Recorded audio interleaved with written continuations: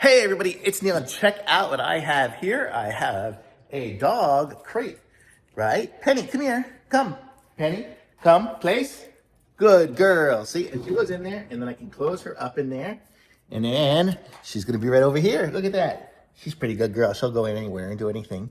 But, see, and I can put the toys in there and keep her in a little crate, and it's cool. And then I can let her out when I want to. Okay, good girl. And we have a drawer here to put stuff in, and it is heavy duty. Putting it together took a little while, but it's really cool looking. It's kind of got that farmhouse look to it. And on the bottom here, it's got that little scalloped kind of edge there, so it looks like furniture. So it's definitely a furniture piece.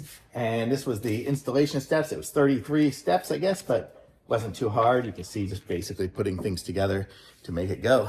But it looks really nice and super solid. And the bars and stuff are metal. You could put a good sized dog in there. Penny didn't seem to mind, but really cool. I like it. Thumbs up.